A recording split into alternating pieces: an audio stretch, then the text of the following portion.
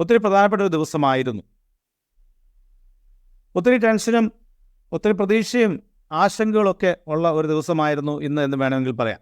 കാരണം 3-4 കാര്യങ്ങളുണ്ട്. ഒന്ന്, ED-യുമായിട്ട് ബന്ധപ്പെട്ട് ഇന്ന് പ്രതാപൻ സാറിനെ കസ്റ്റഡിയിൽ വാങ്ങുന്ന ദിവസമായിരുന്നു. ഇപ്പോൾ ED-യുടെ ചോദ്യം ചെയ്യാനായിട്ട് അദ്ദേഹത്തെ ഇന്ന് കോടതിയിൽ ഹാജരാക്കി. ED-യിൽ കോടതിയിൽ ഹാജരാക്കി അദ്ദേഹത്തിന് ഇന്ന് ചോദ്യം ചെയ്യാനായിട്ട് അദ്ദേഹത്തിനെ വിട്ടുകൊടുത്തു.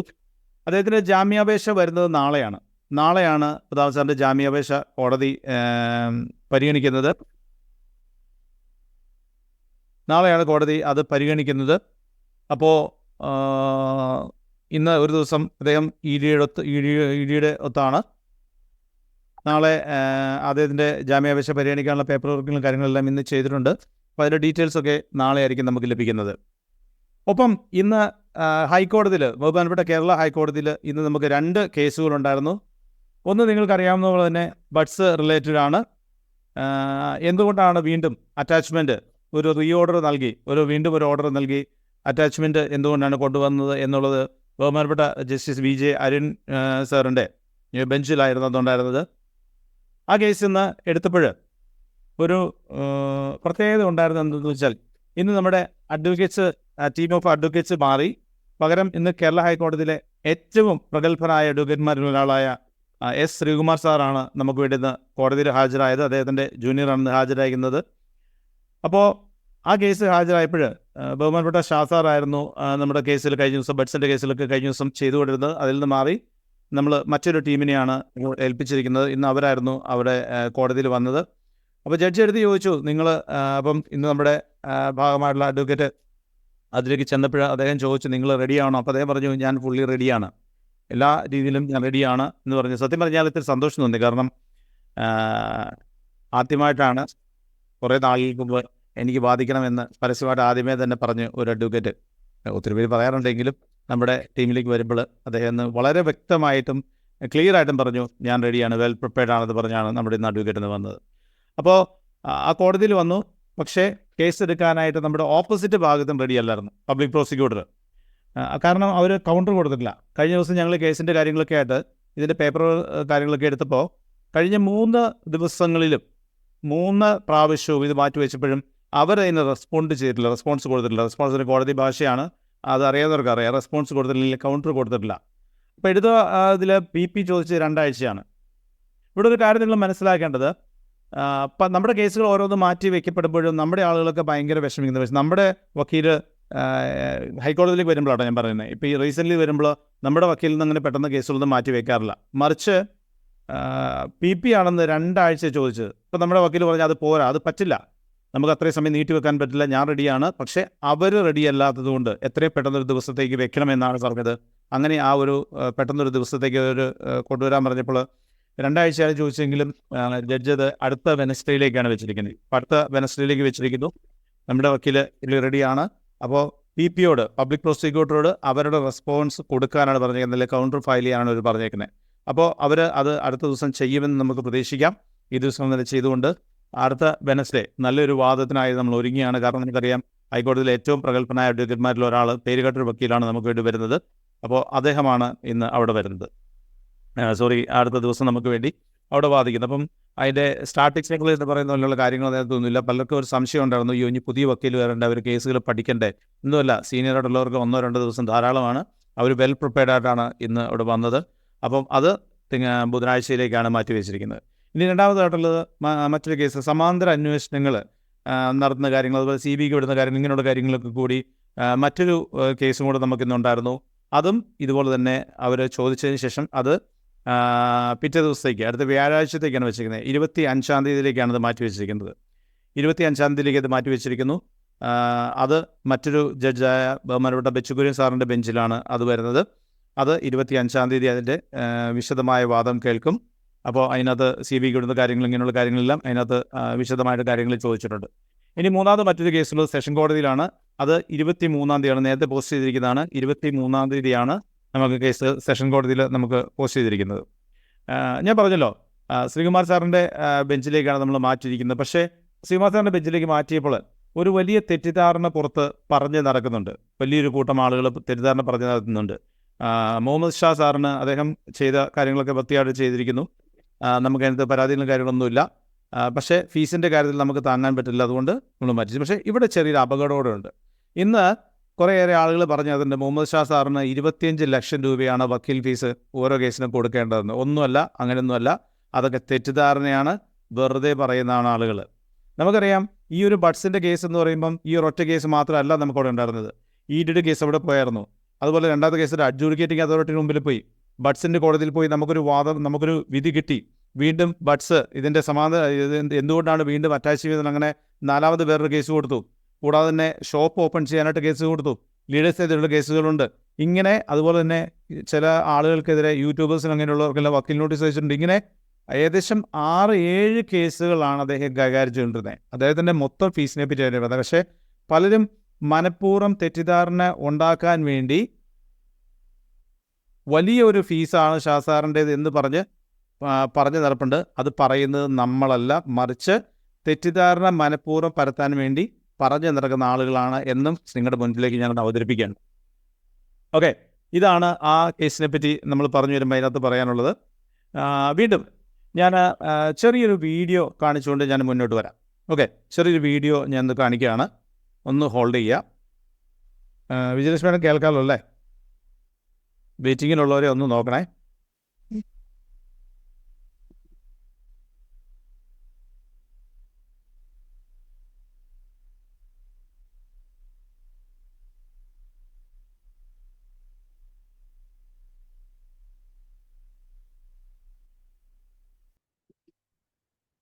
ഓക്കെ, ദിലീപ് എന്ന നടൻ്റെ ഒരു സിനിമയിലെ ഒരു ചെറിയൊരു പാർട്ടാണ്.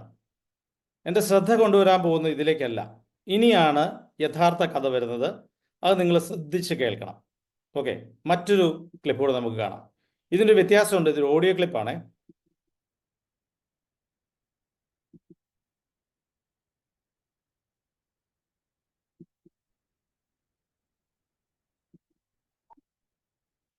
ഹലോ ഹലോ ജാഫർ സാറാ? ഇതുണ്ടെങ്കിൽ നിങ്ങൾ എനിക്ക് ഷെയർ ചെയ്യോ? ഇപ്പൊ നമുക്കെന്നറിയാം, നമുക്കൊരു പ്രായം പോകുന്നതെന്ന് വെച്ചാല് നമ്മളിപ്പോൾ തന്നെ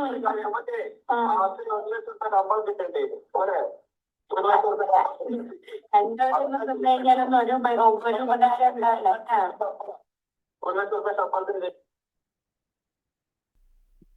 ഓക്കെ, എന്തെങ്കിലും മനസ്സിലായോ നിങ്ങൾക്ക്? ഒരു ഓഡിയോ ക്ലിപ്പാണ്, ഞാനത് ഗ്രൂപ്പിലേക്ക് ഇട്ടോളാം. ഇത്രയേ ഉള്ളൂ. ജാഫർ എന്നൊരാളെ വിളിക്കുന്നു. അതിൻ്റെ ക്ലിപ്പിൻ്റെ ഏതാനും ഭാഗങ്ങളാണ് നിങ്ങൾ കാണിച്ചത്. 1 ലക്ഷം രൂപയാണ് അദ്ദേഹത്തിന് ശമ്പളം കൊടുക്കുന്നത്. എന്തിനാണെന്നറിയാമോ? നമ്മുടെയൊക്കെ ഗ്രൂപ്പുകളിൽ വരുന്ന ഓഡിയോ മെസ്സേജുകൾ കൃത്യമായി കളക്ട് ചെയ്ത് എത്തേണ്ടടുത്ത് എത്തിക്കുക. വല്ല മനസ്സിലായോ ഞാൻ പറഞ്ഞേ? ഇത് അദ്ദേഹത്തിന് തന്നെ. ഈ ക്ലിപ്പൊക്കെ നമ്മുടെ കയ്യിലുണ്ട്, പേടിക്കണ്ട. ക്ലിപ്പൊക്കെ വളരെ കൃത്യമായ രീതിയിൽ നമ്മുടെ കയ്യിലുണ്ട്. ഞാൻ കഴിഞ്ഞ സൂം മീറ്റിങ്ങിൽ നമ്മൾ പറഞ്ഞിരുന്നു ഇല്ലേ, നമ്മൾ ആദ്യമേ കിടക്കുമായിരുന്നു, നമ്മളായിട്ട് ചവിട്ടിക്കൂട്ടുമായിരുന്നു. നമ്മൾ ഒഴിഞ്ഞു മാറാൻ നോക്കി ഒരു രക്ഷയില്ല. നമ്മൾ ഓടിച്ചിട്ട് അവരടിക്കുവാണ്. പതിയെ നമ്മൾ തടുത്തു. ഇപ്പം നമ്മൾ തിരിച്ചിറക്കി തുടങ്ങി. അതിൻ്റെ സ്റ്റെപ്പുകൾ നമ്മൾ വെച്ച് തുടങ്ങി. അതിൻ്റെ ഒരു സ്റ്റെപ്പാണ് ഞാൻ നിങ്ങളുടെ മുമ്പിലേക്ക് വെച്ചത്. ഇവിടെ അദ്ദേഹം പരസ്യമായിട്ട് സമ്മതിക്കുന്നുണ്ട്. ഇവിടെ കിട്ടുന്ന ഓഡിയോ ക്ലിപ്പുകൾ നമ്മുടെ വാട്സപ്പ് ഗ്രൂപ്പുകളിലും നമ്മുടെ CEO-യും നമ്മുടെ ലീഡേഴ്സും എടുത്ത ഓഡിയോ ക്ലിപ്പുകൾ കൃത്യമായി കളക്ട് ചെയ്ത് എത്തേണ്ടടുത്ത് എത്തിക്കാനായിട്ട് അദ്ദേഹത്തിന് കൊടുത്തിരിക്കുന്നത് 1 ലക്ഷം രൂപയാണ് ഒരു മാസത്തെ ശമ്പളം. ഇവിടെയാണ് ദിലീപ് പറഞ്ഞ ആ ഒരു കഥ ഞാൻ നിങ്ങളുടെ മുമ്പിലേക്ക് കൊണ്ടുവരുന്നത്.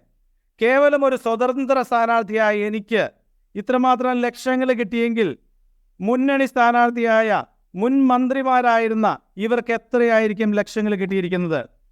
ഇന്ന് സൗദിയിൽ നിന്നൊരാൾ, ഇറ്റലിയിൽ നിന്നൊരു മറ്റൊരാൾ, ദുബൈയിൽ നിന്ന് വേറൊരാൾ, മറ്റ് പല രാജ്യങ്ങളിൽ നിന്നും പലരും രാവിലെ വെളുപ്പിന് മുതൽ പാതിരാത്രി വരെ കണ്ണിൽ എണ്ണയൊഴിച്ച് വാതോരാതെ ഹൈറിച്ചിനെതിരെ സംസാരിക്കുമ്പോൾ കേവലം ഒരു കൂലിത്തൊഴിലാളിയായ ഒരാൾക്ക് 1 ലക്ഷം രൂപ കിട്ടിയിട്ടുണ്ടെങ്കിൽ ഈ ഇരിക്കുന്ന രാത്രിയും പകലുമില്ലാതെ മണിക്കൂറുകൾ സ്പെൻഡ് ചെയ്യുന്ന ഇവർക്ക് എത്ര കോടി രൂപയായിരിക്കും ഇവർക്ക് കിട്ടിയിരിക്കുന്നത്? ഞാൻ ഇതിലേക്കാണ് നിങ്ങളെ കൊണ്ടുവരുന്നത്.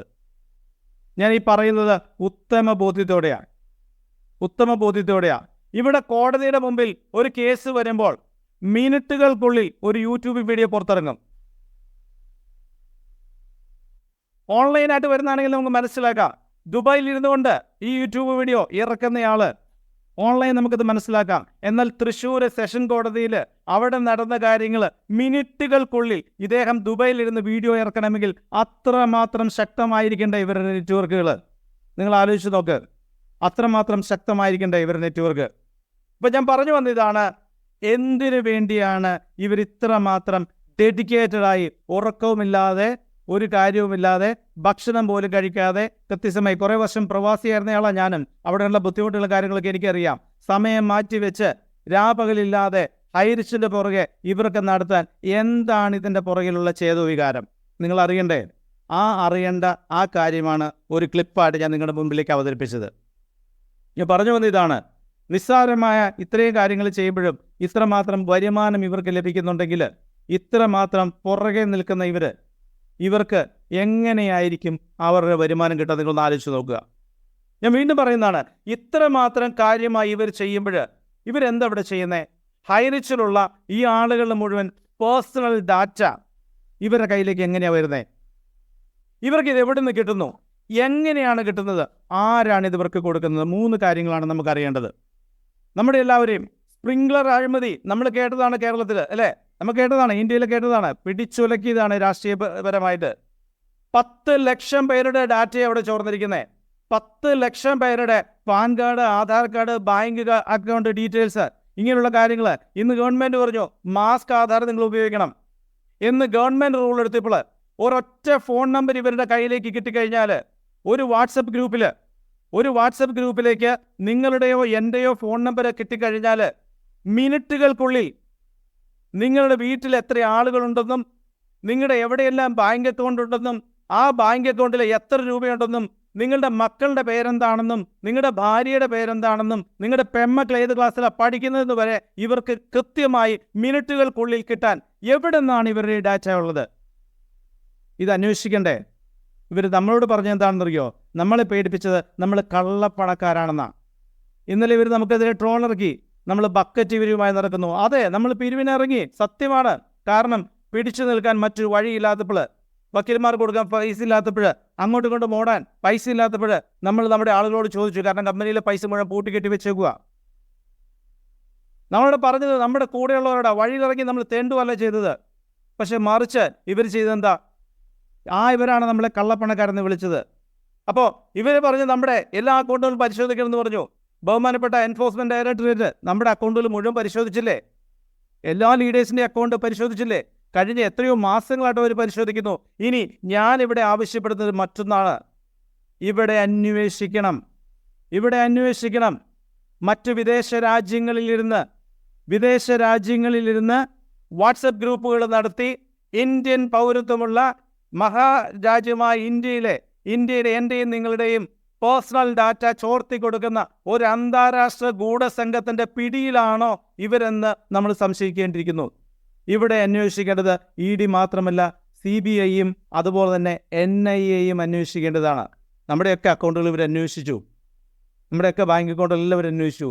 ഇനി അന്വേഷിക്കേണ്ടത് ഇവരുടെ എല്ലാം അക്കൗണ്ടിലേക്ക് എത്ര രൂപ വന്നിട്ടുണ്ടെന്നാണ്, എവിടെ നിന്ന് വന്നിട്ടുണ്ടെന്നാണ്, ആരാണ് കൊടുത്തേക്കുന്നതെന്നുള്ളതാണ്. ഇത് നിസ്സാരമല്ല പ്രിയപ്പെട്ടവരെ. കാരണം ഇന്ത്യ മഹാരാജ്യത്തിൻ്റെ കെട്ടുറപ്പിനെ തന്നെ ചോദ്യം ചെയ്യുന്നൊരു കാര്യമാണ്. കാരണം നിങ്ങളൊന്ന് ആലോചിച്ച് നോക്കി, ഒരു ബാങ്കിൽ ചെന്നാൽ നമ്മുടെ സ്റ്റേറ്റ്മെൻറ്റ് കിട്ടാൻ എത്ര സമയം നിങ്ങൾ ആ ബാങ്കിൽ പോയിരിക്കണം? ഇല്ലേ? ഒന്ന് ആലോചിച്ച് നോക്കിയേ. മാഡം 317 വരെ, അതായത് അത് അപ്ഗ്രേഡ് ചെയ്തിട്ടുണ്ട്. ഒന്ന് വരുന്ന ആളുകളെ ഒന്ന് ഇത് ചെയ്യണേ. ഗ്രൂപ്പുകളിലൊന്ന് മെസ്സേജ് കൊടുക്കുക, ആളുകാരോട് ജോയിൻ ചെയ്യാൻ പറയാമോ? ഓക്കെ. അപ്പോൾ ഞാൻ പറഞ്ഞു വന്ന ഇതാണ്, ഒരു ബാങ്കിൽ നമ്മൾ ചെന്നാൽ നമ്മളവിടെ പോയി എത്ര സമയം സ്പെൻഡ് ചെയ്യണം നമ്മുടെ അക്കൗണ്ട് ഡീറ്റെയിൽസ് കിട്ടാൻ. എന്നാൽ ഇവിടെ ഒരു നമ്പർ ഇവരുടെ വാട്സപ്പ് ഗ്രൂപ്പിലേക്ക് കിട്ടിക്കഴിഞ്ഞാൽ മിനിറ്റുകൾക്കുള്ളിൽ അവർ നമ്മുടെ കംപ്ലീറ്റ് ജാതകം വരെ അവർ നമുക്ക് അയച്ചു തരും. എങ്ങനെ കിട്ടുന്നു? എവിടെ നിന്ന് കിട്ടുന്നു? ഇതിന് ഇവർ ഉത്തരം പറഞ്ഞേ തീരൂ. അവിടെയാണ് ഞാൻ പറയുന്നത്, ഇത് മറ്റെന്തോ കാര്യങ്ങൾക്ക് വേണ്ടി ഇവർ ഗൂഢലക്ഷ്യം ഇതിൻ്റെ പുറകിലുണ്ട്. കാരണം വെറും ഒരു ഹൈറിച്ച് മാത്രമല്ല ഇതിൻ്റെ പുറകിലുള്ളത്.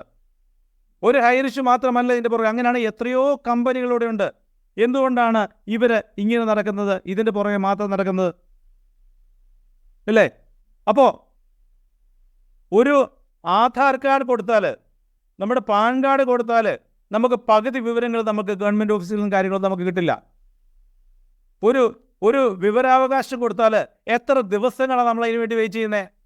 എന്നാൽ ഇവിടെ ഒരൊറ്റ ഫോൺ നമ്പർ കൊടുത്താൽ മിനിറ്റുകൾക്കുള്ളിൽ നമ്മുടെ കംപ്ലീറ്റ് കാര്യങ്ങളും, നമ്മുടെ ഫാമിലിയുടെയും നമുക്കുള്ള എല്ലാത്തിൻ്റെയും മുഴുവൻ വിവരങ്ങളും ഇവരുടെ പക്കലേക്ക് എങ്ങനെയാണ് എത്തുന്നത്, എവിടെ നിന്നാണ് എത്തുന്നത്? ഇത് ഉത്തരം പറഞ്ഞേ പറ്റൂ. ഇതിന് ഇവർ ഉത്തരം പറഞ്ഞേ പറ്റൂ. എന്ത് ഡെഡിക്കേഷനാണെന്ന് നോക്കണേ. ഞാൻ കഴിഞ്ഞ ദിവസം ഒരു വാട്സപ്പ് ഗ്രൂപ്പ് നമ്മൾ സ്റ്റാർട്ട് ചെയ്തു. ഹൈറിച്ച് ഇൻഫോ എന്ന് പറഞ്ഞൊരു വാട്സപ്പ് ഗ്രൂപ്പ് നമ്മൾ സ്റ്റാർട്ട് ചെയ്തു. ആ ഗ്രൂപ്പിൽ നിങ്ങളിൽ പലരും ഉണ്ട്, എനിക്കറിയാം. അവിടെ ഈ പറഞ്ഞ സോ കോൾഡ് ലീഡേഴ്സ് സൗദിയിൽ നിന്നും, ദുബൈയിൽ നിന്നും, ഇറ്റലിയിൽ നിന്നും, കേരളത്തിൽ നിന്നൊക്കെ റിക്വസ്റ്റ് വന്നു. എന്തിനു വേണ്ടിയാണ് ഇത്? ഹൈറിച്ചിലുള്ള ആൾക്കാർക്കുള്ള വാട്സപ്പ് ഗ്രൂപ്പാണ്. അതിന് എവിടെയെങ്കിലും ഒരു വ്ളോഗ് നടത്തുന്നവർ എന്താ അതിനകത്ത് കാര്യം? ഒന്ന് ചിന്തിച്ചു നോക്കി. നമ്മളെയൊക്കെ വിറ്റ് കാശാക്കുവാണ് ഇവർ, അല്ലേ? അപ്പോൾ ഇതിൻ്റെ പുറകിൽ വലിയ ഒരു ശക്തിയുണ്ട്, വലിയ ഒരു ശക്തി ഇതിൻ്റെ പുറകിലുണ്ട്. അത് നമ്മൾ തിരിച്ചറിഞ്ഞേ പറ്റൂ. അതിനെ നമ്മൾ കണ്ടെത്തിയേ പറ്റൂ. അതിനാണ് ഞാൻ പറഞ്ഞത്, വ്യക്തമായ ഒരു അന്വേഷണം ഇവിടെ നടന്നാൽ കൃത്യമായും ഇതിൻ്റെ പുറകിലുള്ള അജണ്ടകൾ മുഴുവൻ പുറത്തേക്ക് വരും. അപ്പോൾ ഇവിടെ അന്വേഷണം നടത്തേണ്ടത് നമ്മുടെ അക്കൗണ്ടിലേക്കാണ്. നമ്മൾ എഗ്രി ചെയ്യുന്നു, നമ്മൾ എന്തെങ്കിലും തെറ്റ് ചെയ്തിട്ടുണ്ടെങ്കിൽ തീർച്ചയായും നിങ്ങൾക്കതൊക്കെ നോക്കാം, അത് ചെയ്യാം, ശിക്ഷിക്കാം. പക്ഷേ നമ്മൾ ചെയ്തിട്ടില്ലെങ്കിലോ? അപ്പം നമ്മളെ മാത്രമാണോ ചെയ്യേണ്ടത്? മറിച്ച് ഇങ്ങനെ ദേശവിരുദ്ധ പ്രവർത്തനങ്ങൾ നടത്തുന്ന ഇവരുടെ അക്കൗണ്ടിലേക്ക് ചെല്ലണ്ടേ? അവിടെയും ചെന്നിട്ടുണ്ടാകും കോടികൾ. ഞാൻ പറഞ്ഞല്ലോ, ഇപ്പോൾ നമ്മൾ കണ്ടേക്കുന്ന ചെറിയ പരൽ മീനുകളെയാണ്. അവിടെ വമ്പൻ സ്രാവുകളൊക്കെ ഇതിൻ്റെ പുറകിലുണ്ട്. ഇവരുടെ എല്ലാം അക്കൗണ്ടുകൾ പരിശോധിക്കണം. അവരുടെ എല്ലാം പണമിടപാടുകൾ പല രീതിയിൽ പരിശോധിച്ചു കഴിഞ്ഞാൽ ഒരു പക്ഷേ ഞെട്ടിക്കുന്ന പല സത്യങ്ങളും ഒരു പക്ഷേ പുറത്തേക്ക് വരും. നിങ്ങൾ ചിന്തിച്ചു നോക്കി, കഴിഞ്ഞ 7 മാസമായി ഘോരം പ്രവർത്തിക്കുന്ന ഇവരുടെയൊക്കെ ചിന്താഗതി എന്താണെന്ന് നിങ്ങളൊന്ന് ചിന്തിച്ചു നോക്ക്. ഇനി ഇവർ പറഞ്ഞു, നമ്മളെ വിളിച്ചത് എന്താണ്? കള്ളപ്പണക്കാരെന്നാ. നിങ്ങളെയും എന്നെയും വിളിച്ചത് കള്ളപ്പണക്കാരെന്നാ. നിങ്ങൾക്കറിയാം നിങ്ങളുടെ കള്ളപ്പണം എവിടേക്കാണ് ഉള്ളതെന്നല്ലേ? ജീവിതത്തിൽ രണ്ടറ്റം കൂട്ടിമുട്ടിക്കാൻ പെടാപ്പാടുപെടുന്നവർ, ലോൺ എടുത്തിട്ട് ഇതിൽ നിന്ന് കിട്ടുന്ന പൈസ കൊണ്ട് എന്തെങ്കിലുമൊക്കെ ചെയ്യാമെന്ന് ജീവിതത്തിൽ ആഗ്രഹിച്ച് വന്നവർ, അവരെല്ലാം ഇന്ന് കടക്കണിയില്ല. ജപ്തിയുടെ പക്കൽ നിൽക്കുന്ന നിങ്ങളെ നോക്കിയാണ് ഈ കള്ളന്മാർ വിളിച്ചത് നിങ്ങൾ ഓരോരുത്തരും കള്ളപ്പണക്കാരാണ്. ഇവരെ വെറുതെ വിടണോ? നിങ്ങൾ പറ. ഒരു നേരത്തെ ഭക്ഷണം വാങ്ങിക്കാൻ കഴിവില്ലാത്ത പലരെയും ഈ ദിവസങ്ങളിൽ ഞാൻ കണ്ടു. ഞാൻ ഹൈറിച്ചിൽ പൈസ ഇട്ടിട്ടുണ്ട്. എനിക്ക് വേറെ ഒരു വരുമാനവുമില്ല. എൻ്റെ സ്ഥലം ജപ്തിയാറായി, എൻ്റെ സ്വർണ്ണം ഇപ്പോൾ പോകാറായി, എനിക്ക് വേറെ ഒരു നിർവാഹമില്ലെന്ന് എൻ്റെ മുമ്പിൽ കണ്ണുനീരൊഴുക്കിയ ആളുകളെ ഞാൻ കണ്ടിട്ടുണ്ട്. അവരൊക്കെ കാണുമ്പോൾ, അവരെയൊക്കെ നമ്മുടെ മുൻപിലേക്ക് വരുമ്പോൾ, ഇങ്ങനെയുള്ള കള്ളപ്പണക്കാരെ നിന്ന് വിളി കേൾക്കുമ്പോൾ രോഷം വരും നമുക്ക്.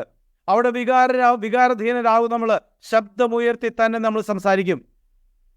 അത് ഹൈറിച്ചിനോടുള്ള സ്നേഹം കൊണ്ട് മാത്രമല്ല, മറിച്ച് മുൻപിൽ നിൽക്കുന്ന മനുഷ്യരോടുള്ള ഒരൊറ്റ മനുഷ്യ സ്നേഹം കൊണ്ട് മാത്രം.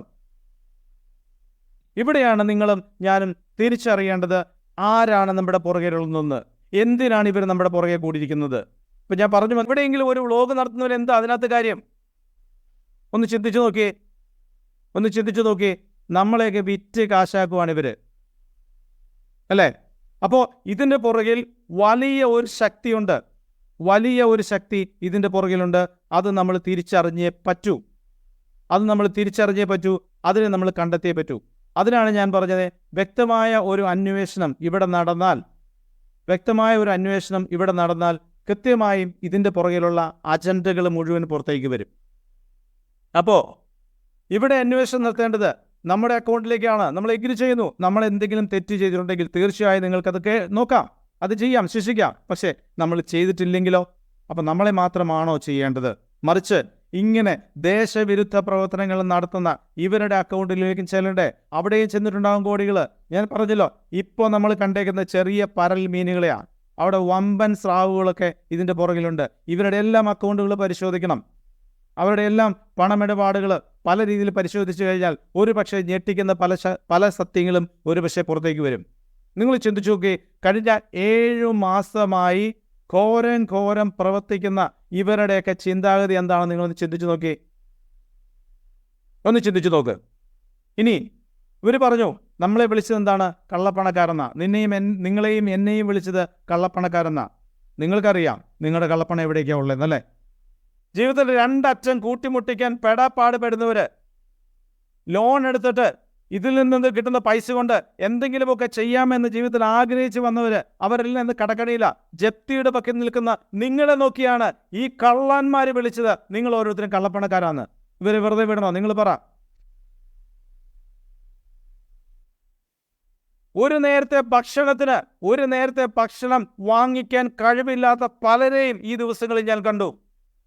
ഞാൻ ഹൈറിച്ചിൽ പൈസ ഇട്ടിട്ടുണ്ട്, എനിക്ക് വേറെ ഒരു വരുമാനവുമില്ല, എൻ്റെ സ്ഥലം ജപ്തിയാറായി, എൻ്റെ സ്വർണ്ണം ഇപ്പോൾ പോകാറായി, എനിക്ക് വേറെ ഒരു നിർവാഹമില്ലെന്ന് എൻ്റെ മുമ്പിൽ കണ്ണുനീരൊഴുക്കിയ ആളുകളെ ഞാൻ കണ്ടിട്ടുണ്ട്. അവരൊക്കെ കാണുമ്പോൾ, അവരെയൊക്കെ നമ്മുടെ മുൻപിലേക്ക് വരുമ്പോൾ, ഇങ്ങനെയുള്ള കള്ളപ്പണക്കാരെന്നുള്ള വിളി കേൾക്കുമ്പോൾ രോഷം വരും നമുക്ക്. അവിടെ വികാരധീനരാകും നമ്മൾ. ശബ്ദമുയർത്തി തന്നെ നമ്മൾ സംസാരിക്കും. അത് ഹൈറിച്ചിനോടുള്ള സ്നേഹം കൊണ്ട് മാത്രമല്ല, മറിച്ച് മുൻപിൽ നിൽക്കുന്ന മനുഷ്യരോടുള്ള ഒരൊറ്റ മനുഷ്യ സ്നേഹം കൊണ്ട് മാത്രം. ഇവിടെയാണ് നിങ്ങളും ഞാനും തിരിച്ചറിയേണ്ടത് ആരാണ് നമ്മുടെ പുറകെയുള്ളതെന്ന്, എന്തിനാണ് ഇവർ നമ്മുടെ പുറകെ കൂടിയിരിക്കുന്നത്. ഇപ്പം ഞാൻ പറഞ്ഞു വന്നതാണ്, ഈ ആളുകൾ ദുഷ്ടശക്തിയോടെ നമ്മുടെ മുൻപിലേക്ക് വരുന്ന ഈ ആളുകളാണ് നമ്മളെ ഇന്ന് തകർത്തുകൊണ്ടിരിക്കുന്നത്. അത് നിങ്ങൾ ഓരോരുത്തരും തിരിച്ചറിയുക. ഇതാണ് എനിക്ക് നിങ്ങളോട് ഈ അവസരത്തിൽ പറയാനുള്ളത്. വീണ്ടും ഇവർ ഘോരം പ്രസംഗിക്കുന്ന ഒരു കാര്യമാണ് കേസ് കൊടുക്കുക എന്നുള്ളത്. കഴിഞ്ഞ ദിവസം ഞാൻ പറഞ്ഞു ഇല്ലേ, നമ്മുടെ കമ്പനി ഹൈക്കോടതിയിൽ നിന്ന് കേസ് വാദിക്കുന്നു. എത്രയും പെട്ടെന്ന് അത് തിരിച്ചു വരണം എന്ന് തന്നെയാണ് നമ്മളും കമ്പനിയും എല്ലാം ആഗ്രഹിക്കുന്നത്. എത്രയും പെട്ടെന്ന് തിരിച്ചു വരണം എന്ന് തന്നെയാണ് നമ്മളും കമ്പനിയും ആഗ്രഹിക്കുന്നത്. അതിനാണ് ഏറ്റവും നല്ല വക്കീലന്മാരെ എല്ലാം കൊടുത്ത് നമ്മൾ അവിടെ കേസ് ചെയ്യുന്നത്. കമ്പനി കൃത്യമായി പറഞ്ഞിട്ടുണ്ട്, നമ്മൾ തിരിച്ചു വന്നാൽ കൊടുക്കാനുള്ള പൈസ നമ്മുടെ ബാങ്കിലുണ്ട്. മറ്റു പല കമ്പനികൾക്കും ഇല്ലാത്തൊരു കാര്യമാണ് നമുക്കവിടെ ഉള്ളത്. തിരിച്ചു വന്നാൽ കൃത്യമായ രീതിയിൽ വരുമാനം ഞങ്ങൾ കൊടുത്തുകൊള്ളാമെന്ന് കമ്പനി പറഞ്ഞിട്ടുണ്ട്. ആ കമ്പനി തന്നെ കോടതിയിലും എടുത്തു പറഞ്ഞിട്ടുണ്ട്, ഇനി ഞങ്ങൾക്കിത് കൊടുക്കാൻ പറ്റില്ലേ, ഇത് ബഡ്സിൻ്റെ അണ്ടറിൽ വരുന്നതാണോ, നിങ്ങൾ ഈ പൈസ കൊടുത്തോളൂ. ഇത് നമ്മുടെ കമ്പനി പറഞ്ഞില്ലേ, പൈസ ബാങ്കിൽ കിടപ്പുണ്ട്, ഇത്ര കോടി രൂപ അവിടെ കിടപ്പുണ്ട്, ഞങ്ങളൊന്നെങ്കിൽ ഞങ്ങളെ അനുവദിക്കൂ, ഞങ്ങൾ കൊടുക്കാം, അല്ലെങ്കിൽ നിങ്ങൾ കൊടുത്തോളൂ. ഈ രണ്ടല്ലാണ്ട് വേറെ എന്തെങ്കിലും ഓപ്ഷൻ ഉണ്ടോ ഇതിന് മുൻപിൽ? നിങ്ങൾ പറ. ഒന്നുകിൽ ഞങ്ങൾ കൊടുക്കാം, അല്ലെങ്കിൽ നിങ്ങൾ കൊടുത്തോളൂ. ഗവൺമെന്റിനോട് നമ്മുടെ കമ്പനി പറയുന്ന, കോടതിയോട് നമ്മുടെ കമ്പനി പറഞ്ഞതാ. ഈ രണ്ടിൽ ഏതെങ്കിലും ഒരു ഓപ്ഷൻ ഇല്ലാണ്ട് മൂന്നാമതൊരു ഓപ്ഷൻ ഇതിന് മുൻപിലുണ്ടോ? ഇല്ലല്ലോ. അപ്പം ഇനി എന്തിനാണ് കേസ് കൊടുക്കൂ എന്ന് പറഞ്ഞ് നമ്മുടെ പുറകെ ആൾ കൂടിയിരിക്കുന്നേ? ഒരൊറ്റ ചിന്ത, ഒരൊറ്റ തീരുമാനം മാത്രമേ അതിൻ്റെ പുറകിലുള്ളൂ. കാരണം ഈ കമ്പനി നേരെ ചൊവ്വേ പോകരുത്, ഇതിലേക്ക് വന്ന ഒരാൾക്കും പൈസ കിട്ടരുത്. ഇത് മാത്രമേ നിങ്ങളെ കേസ് കൊടുക്കാൻ പ്രേരിപ്പിക്കുന്ന ആൾക്കാരുടെ മുൻപിലുള്ളൂ. ഞാൻ പറഞ്ഞത്, നിങ്ങൾ ഏത് വക്കീലിനോട് ചോദിച്ചോളൂ ഈ ഒരു കാര്യം, ഈ പറഞ്ഞ 2 കാര്യം. നിയമം അറിയാവുന്ന വക്കീലിൻ്റെ അടുത്ത് പോകണം കേട്ടോ. നിങ്ങളുടെ കാശ് പിടുങ്ങാൻ നിൽക്കുന്ന വക്കീലിൻ്റെ അടുത്തല്ല. ഒരു കാര്യം പറഞ്ഞോട്ടെ, ഒരു വക്കീലും പറയില്ല കേസ് ഞാൻ തോൽക്കുമെന്ന്. എല്ലാവരും പറയും ഞാൻ ജയിപ്പിക്കാന്നേ പറയുള്ളൂ, അല്ലേ? എല്ലാവരും പറയും. നിങ്ങൾ മെഡിക്കൽ ഫീൽഡിൽ പറയാറുണ്ട്, ഡോക്ടർ സോറി എന്ന് പറഞ്ഞാൽ അതിൻ്റെ അർത്ഥം എന്താണെന്ന് നിങ്ങൾക്ക് അറിയാം. ഓപ്പറേഷൻ തിയേറ്ററിൽ ഡോക്ടർ ഇറങ്ങി വരുന്നത് സോറി എന്ന് പറഞ്ഞാൽ എന്താണ് അതിൻ്റെ അർത്ഥം? കഴിഞ്ഞു എന്നാ, അല്ലേ? എന്ന് പറഞ്ഞ പോലെ ഒരു വക്കീലും പറയൂല ഈ കേസ് ഞാൻ തോക്കുമെന്ന്. നിയമം അറിയാവുന്ന വക്കീലിൻ്റെ അടുത്ത് നിങ്ങൾ പോകണം. എന്നിട്ട് നിങ്ങൾ അവരോട് ചോദിക്കണം, സാറേ ഇവർ പറഞ്ഞേക്കുന്നത് ഇങ്ങനെയാണ്, ഞങ്ങൾ ജയിച്ചാൽ ഞങ്ങൾ ഈ പൈസ തിരിച്ചു കൊടുക്കാം ആളുകൾക്ക്. അപ്പോൾ വക്കീൽ ചോദിക്കും, കാശുണ്ടോ? ഉണ്ട് എന്ന് നമ്മളല്ലല്ലോ പറഞ്ഞത്, അല്ലേ? ബഹുമാനപ്പെട്ട സഞ്ജയ് കൗൾ പറഞ്ഞു, തൃശ്ശൂർ ജില്ലാ കളക്ടർ പറഞ്ഞു, ബഹുമാനപ്പെട്ട ഹൈക്കോടതി പറഞ്ഞു, ബഹുമാനപ്പെട്ട എൻഫോഴ്സ്മെന്റ് ഡയറക്ടറേറ്റ് പറഞ്ഞു, with evidence, with paper, with circular അവർ പറഞ്ഞു ഇത്ര കോടി രൂപ ഹൈറിച്ചിന്റെ അക്കൗണ്ടിൽ കിടപ്പുണ്ട്. ഉണ്ടല്ലോ. ഇത് വക്കീലിനോട് പറയുക. ഈ കേസ് ജയിച്ചാൽ ഹൈറിച്ച് ആ പൈസ തിരിച്ചു കൊടുക്കാമെന്ന് പറഞ്ഞു. ഒന്നാമത്തെ ഓപ്ഷൻ. അത് ഓക്കെയാണോ? ഓക്കെയാണ്. ഇനി ഈ കേസ് തോറ്റാൽ അവർ തന്നെ ഗവൺമെന്റിനോട് പറയുന്നു, നിങ്ങൾ ഈ പൈസ ആളുകൾക്ക് തിരിച്ചു കൊടുക്കൂ. കൊടുക്കാൻ മേലേ? കൊടുക്കാലോ. പിന്നെ എന്തിനാ കേസിന് പോകുന്നത്? അപ്പോൾ ഇതിന് പുറകിലുള്ള ഉദ്ദേശം എന്ന് പറഞ്ഞ് ഇത്ര മാത്രമേ ഉള്ളൂ. കുറേയേറെ കേസുകൾ വന്നാൽ ഈ കേസ് ഇങ്ങനെ നീണ്ടു പോകും. ഇതിനൊരു തീരുമാനമുണ്ടാകരുത്. ഇതാണ് നിങ്ങളോട് നാഴിക്ക് 40 വട്ടവും മൈക്ക് വെച്ച് പറയുന്ന ആൾക്കാർ കേസ് കൊടുക്കുക എന്ന് പറയുന്ന ആളുകൾ നിങ്ങളോട് പറയുന്ന കാര്യങ്ങൾ ഇത്ര മാത്രമേ ഉള്ളൂ. കഴിഞ്ഞ 7 മാസമായി അല്ലെ 8 മാസമായി 1 രൂപ പോലും വരുമാനമില്ലാത്ത ഒരാളാണ് ഞാനിതിൻ്റെ പുറകെ ഫുൾ ടൈം നടക്കുന്നത് ഈ ഒരൊറ്റ കാരണം കൊണ്ട് മാത്രമാണ്. എനിക്കും വരുമാനം വേണം. ഞാൻ അറിയുന്ന ഒരുപാട് ആളുകൾ ഇതിൽ പൈസ ഇട്ടുണ്ട്. അവരുടെ 1 രൂപ പോലും പോകരുത്. അതിനുവേണ്ടി മാത്രമാണ് ഞാനും ഇതിൻ്റെ പുറകെ നടക്കുന്നത്. എന്നെ പോലെയുള്ളവരാണ് സൗദിയിലും ഇറ്റലിയിലുമൊക്കെ ഇരുന്ന് കള്ളും കുടിച്ച് കൂത്താടിക്കൊണ്ടിരുന്ന ചിലരൊക്കെ ഉറക്കപ്പിച്ചിലും കള്ളും കുടിച്ച് കള്ളന്മാരെന്ന് വിളിക്കുന്നത്. നിങ്ങൾ തിരിച്ചറിയണം ആരാണ് കള്ളന്മാരെന്നുള്ളത്. ഒന്നുമല്ലേലും കഴിഞ്ഞ 2-3 വർഷങ്ങൾ നമ്മൾ അടുത്ത് ബന്ധപ്പെട്ട ആളുകളല്ലേ അല്ലേ? നിങ്ങൾക്ക് ഞങ്ങളെ എത്രമാത്രം മനസ്സിലായിട്ടുണ്ട് ഇല്ലേ? നമ്മുടെ എല്ലാ വീടുകൾ നമുക്ക് അങ്ങോട്ടും ഇങ്ങോട്ടും നമ്മുടെ ഫാമിലി എല്ലാം അറിയാം. എവിടെയോ ഏതോ രാജ്യത്തിരിക്കുന്ന ഒരു നസീർ പറഞ്ഞിട്ട് വേണോ നിങ്ങൾക്ക് ഈ കാര്യങ്ങൾ വിശ്വസിക്കാൻ? നിങ്ങൾ ഇന്ന് വരെ കാണാത്ത ഒരു ജോണി പറഞ്ഞിട്ട് വേണോ നിങ്ങളിത് വിശ്വസിക്കാൻ? പുറത്തിറങ്ങാൻ പേടിയുള്ള ഒരു കണ്ണാടിക്കാരൻ പറഞ്ഞിട്ട് വേണം നിങ്ങൾക്കിത് വിശ്വസിക്കാൻ? ഒരു കല്യാണത്തിൽ ചെന്നിട്ട് നിങ്ങൾ കണ്ട വീഡിയോ പുറത്തേക്ക് വരാമെന്ന് ചോദിച്ചു പറഞ്ഞു, അദ്ദേഹം പറഞ്ഞു ഞാൻ വരൂലേ, എനിക്ക് പേടിയാന്ന്. പറഞ്ഞവരാണോ നിങ്ങൾ വിശ്വസിക്കേണ്ടത്? ആണോ? നിങ്ങൾ പറ. ലീവിന് വന്നിട്ട് ഒരു ബന്ധുവീട്ടിൽ പോകാതെ തിരിച്ച് ഒളിച്ചോടിയ ദുബായിലേക്ക് ഓടിയ അവൻ പറയുന്നതാണോ നിങ്ങൾക്ക് വിശ്വാസം? അതെയോ നിങ്ങളെ ഈ കഴിഞ്ഞ നാളുകൾ മുഴുവൻ നിങ്ങളുടെ കൂടെ നിന്ന നിങ്ങളുടെ ലീഡർ പറയുന്നതാണോ നിങ്ങൾക്ക് വിശ്വാസം? പല ആളുകൾ നിങ്ങളോട് പറയും നമുക്ക് കേസ് കൊടുക്കാം. എന്തിനു വേണ്ടി? ഇതിന് പുറകിലുള്ള കാര്യങ്ങൾ നിങ്ങൾ തിരിച്ചറിയുക.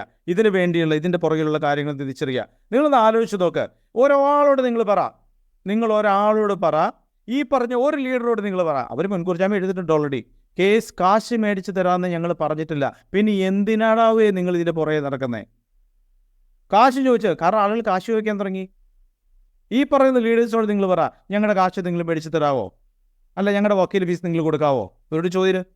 അവർ പറയും ഇതൊന്നും ഞങ്ങളുടെ പണിയല്ല. ഞങ്ങളുടെ പണി എന്ന് പറഞ്ഞാൽ കുത്തിത്തിരിപ്പ് മാത്രമേ ഉള്ളൂ. എവിടെയെങ്കിലും കുത്തിത്തിരിപ്പ് ഉണ്ടാക്കുക, ഇത് മാത്രമേ ഞങ്ങളുടെ പണിയുള്ളൂ.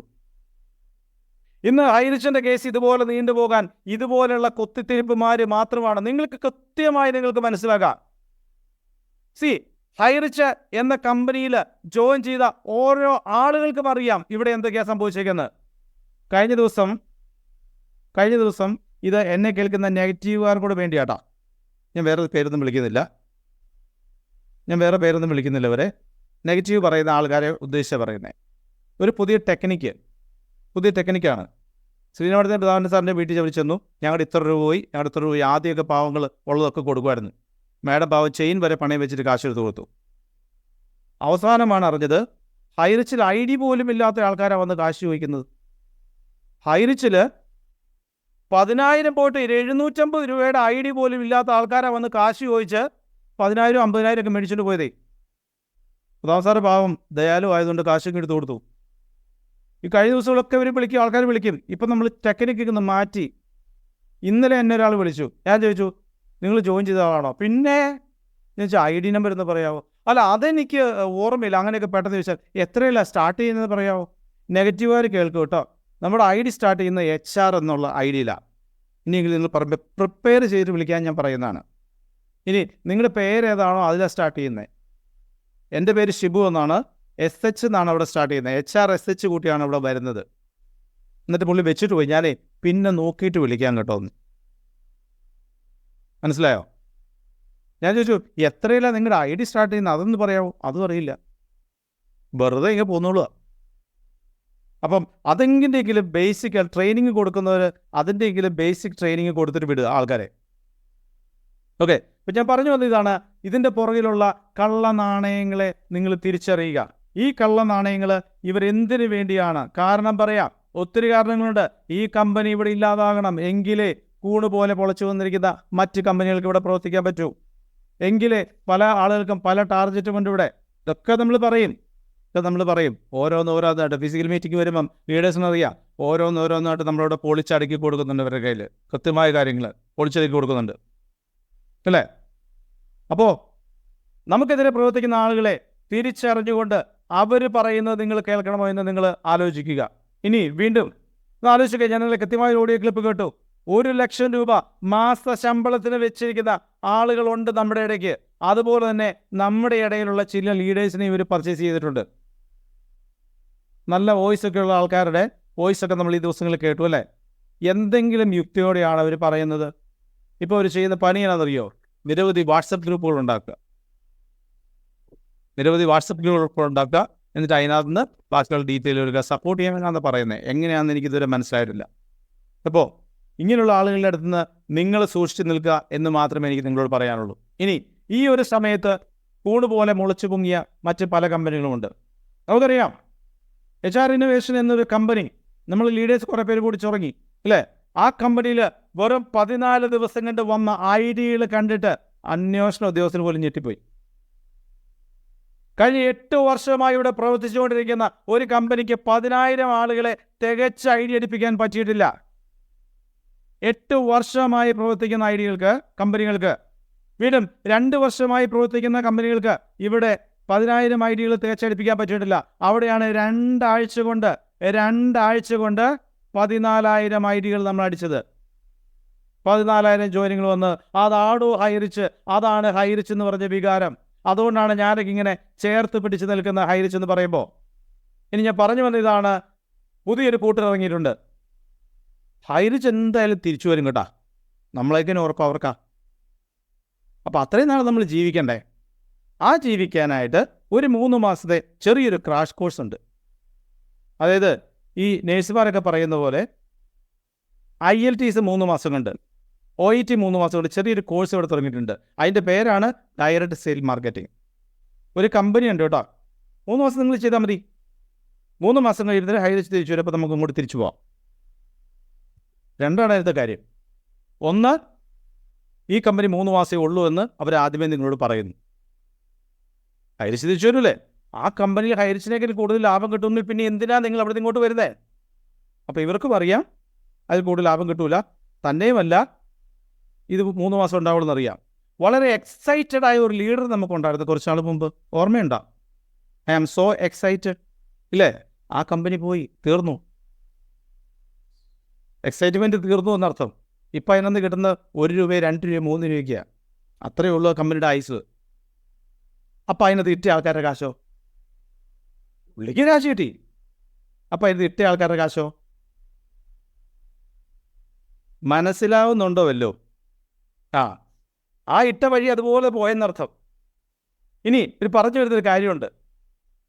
അടുത്ത 3 മാസം നമ്മൾ തിരിച്ചു വരും കേട്ടോ, ഹൈറിച്ച് ചങ്കിലാണ്, നെഞ്ചിലാണ് എന്നൊക്കെ പറഞ്ഞ ആൾക്കാരുണ്ട്. ഈ 3 മാസം കഴിയുമ്പോഴത്തേനും ഈ സാധനം നമ്മൾ തിരിച്ചു വരും. അപ്പം 3 മാസം കൊണ്ട് അത് പൊട്ടിയേ ഇല്ലേ? അപ്പം അതിനകത്തിട്ട് ആൾക്കാരുടെ കാശൊക്കെ അവിടെ പോയി. അതെനിക്കറിയത്തില്ല, എനിക്ക് കാശ് കിട്ടി, അത്രേ ഉള്ളൂ. നിങ്ങൾ ആലോചിച്ച് നോക്കുക, നിങ്ങൾ ഇനി അവിടെ ചെന്ന് നിൽക്കണമെന്നുള്ളത് ഇല്ലേ? ഇനി ഒരു പടി കൂടി കടന്ന് ചിലർ പറഞ്ഞു, ശ്രീനാ മാഡത്തിൻ്റെ അടുത്ത് പോയി പെർമിഷനും എടുത്തു. ഞാൻ ഇതിലേക്കൊന്നും ഡീറ്റെയിലൊന്നും പോകുന്നില്ല. ശ്രീനാ മാഡം തന്നെ അതിന് മെസ്സേജ് ഇട്ടിട്ടുണ്ട് എങ്ങനെയാണെന്നുള്ളത്. മാഡം തന്നെ കൃത്യമായി പറഞ്ഞിട്ടുണ്ട്. ഇവിടെ സാമാന്യ ബുദ്ധിയാൽ ചിന്തിച്ച് നോക്കി, ഞാനൊരു കച്ചവടം നടത്തുന്നു, മറ്റു കച്ചവടം നിങ്ങൾ ആ കടയിൽ പോയി സാധനം മേടിക്കാൻ ഞാൻ പറയുമോ? നിങ്ങൾ നിന്ന് ആലോചിച്ച് നോക്ക്. ഞാനിവിടെ അരിക്കച്ചവടം നടത്തുക, ഓപ്പോസിറ്റ് കടയിൽ അരിയുണ്ട്, എന്നെയൊക്കെ നല്ല അരി അവിടുത്തെ ആട്ടോ, നിങ്ങൾ മേടിച്ചോളാൻ പറയുമോ? നിങ്ങൾ നിന്ന് ആലോചിച്ച് നോക്ക് അല്ലേ? അപ്പോൾ ഇവിടെ എന്നാണെന്നറിയോ, ഞാനിവരെ വിളിക്കുന്ന ഒറ്റ വാക്കേ ഉള്ളൂ, ഇത്തിൽ കണ്ണികൾ എന്ന് വിളിക്കുക. എൻ്റെ നാടൻ ഭാഷ കേട്ടോ. എൻ്റെ വീടിന് മുമ്പിൽ ഒരു മാവ് നിൽപ്പുണ്ട്. ആ മാവിൽ ഇത്തിക്കണ്ണി എന്നൊരു സാധനമുണ്ട്. അതിന് സ്വന്തം വളരാൻ പറ്റില്ല, എവിടെയെങ്കിലും പിടിച്ചു നിന്നാലേ പറ്റുള്ളൂ. അപ്പോൾ ഹൈറിച്ചിൽ ചവിട്ട് നിൽക്കണം, എന്നിട്ട് അങ്ങോട്ട് പോകണം അല്ലേ? അപ്പം ഈ ഒരു 3 മാസം കൊണ്ട് ഇത് രസമെന്നറിയോ, ഇതിനകത്തുനിന്ന് 1 കോടി 2 കോടി 3 കോടി 4 കോടി 5 കോടി 6 കോടി 7 കോടി 8 കോടിയൊക്കെ ഉണ്ടാക്കിയ ആൾക്കാരാണ് ഈ പറയുന്നത്. ജീവിക്കാൻ വേറെ മാർഗമൊന്നുമില്ല, കഞ്ഞി കുടിക്കാൻ കാശില്ല, അപ്പോൾ ഒരു കമ്പനി ചെയ്തേ പറ്റും അല്ലേ? ഇവർ പറയുന്നു 3 മാസം കൊണ്ട് കോടികൾ ഉണ്ടാക്കാമെന്ന്. എങ്ങനെ ഉണ്ടാക്കാമെന്ന് എനിക്കറിയില്ല, നിങ്ങൾ തന്നെ അത് ചിന്തിച്ച് നോക്കുക. ഇനിയും ഇതുപോലുള്ള കോടികൾ ഉണ്ടാക്കാനായിട്ട് നിങ്ങൾ നിന്ന് കൊടുക്കണോ എന്ന് നിങ്ങൾ ആലോചിച്ച് നോക്കുക. ഇവർ ഹൈറിച്ചിനെ അല്ല വിൽക്കുന്നത്, നിങ്ങളത് മനസ്സിലാക്കാദ്യമേ. നിങ്ങളെ ഓരോരുത്തരെയും ഇവർ വിൽക്കുന്നേ. ഇവരുടെ പവർ കണ്ടിട്ടൊന്നുമല്ല ഇവരെ ആളുകൾ ലക്ഷക്കണക്കിന് രൂപ കൊടുത്ത് ആ മേലത്തെ ഐഡി കൊടുക്കുന്നത്. നിങ്ങളെ കണ്ടിട്ടാ, നമ്മളെ ഓരോരുത്തരെയും കണ്ടിട്ടാ. എൻ്റെ ടീമിൽ 1000 പേരുണ്ടെന്ന് പറഞ്ഞാൽ ഞാനാണ് വില പേശുന്നത്. കാശ് കിട്ടുന്നത് എനിക്കാ, നിങ്ങൾക്കല്ല. ഇനിയെങ്കിലും മനസ്സിലാക്കുക. ഇനിയെങ്കിലും മനസ്സിലാക്കുക. നിങ്ങളെ കണ്ടിട്ടാണോ മറ്റു കമ്പനികൾ? അല്ല, നിങ്ങളവിടെ ഉണ്ടെന്നുള്ള ഉറപ്പിലാണ് ഈ പറയുന്ന കാര്യങ്ങളൊക്കെ. ചങ്കാണ്, ചങ്കടിപ്പാണെന്നൊക്കെ സ്റ്റേജിൽ പല പ്രാവശ്യം വിളിച്ചു പറയുന്ന ഒത്തിരി ലീഡേഴ്സിനെ ഞാൻ കണ്ടിട്ടുണ്ട്. അപ്പം ഇപ്പം ചങ്കടിപ്പ് തൽക്കാലം മാറ്റി വെച്ചേക്കുവാണ്. ഈ ചങ്കടിപ്പ് എന്ന് പറയുന്ന സാധനേ തൽക്കാലം മാറ്റി വെക്കാൻ പറ്റുമോ 3 മാസത്തേക്ക്? ചങ്കടിപ്പ് തൽക്കാലം അവിടെ ഇരിക്കട്ടെ കേട്ടോ. ഞാൻ ഒരു 3 മാസം കൊണ്ട് അരിക്കുള്ള കാശ് ഉണ്ടാക്കിയിട്ട് വരാം. അപ്പം ചങ്കടിപ്പ് ഇപ്പം വേണ്ടേ? ഇവിടെ പറയുന്നതിനൊക്കെ ഒരു യുക്തി വേണ്ടേ? വികാരം കൊള്ളും. കാരണം ഇവിടെയാണ് ഹൈറിച്ചിരിക്കുന്നത്. അതുള്ളവർക്ക് വികാരം വരും. ഇനിയെങ്കിലും മനസ്സിലാക്കുക. നിങ്ങളുടെ കൂടെയുള്ള ആൾക്കാരെ നിങ്ങൾ മനസ്സിലാക്കുക. അപ്പം തൽക്കാലം അവരോട് പറയണ്ടേ, അത് അവിടെ തന്നെ ഇരുന്നോട്ടെന്ന് പറയാം. ആ ചങ്കടിപ്പ് അവിടെ തന്നെ ഇരുന്നോട്ടെ. ഈ ചങ്കടിപ്പ് ഇവിടെ ഹൈറിച്ചുണ്ട്. ആ ഹൈറിച്ചെന്നൊരു വികാരമാണെങ്കിൽ തീർച്ചയായും നിങ്ങൾക്ക് വരും. അല്ലേ? ഇവിടുത്തെ വ്യത്യാസത്തിലേ ഉള്ളൂ.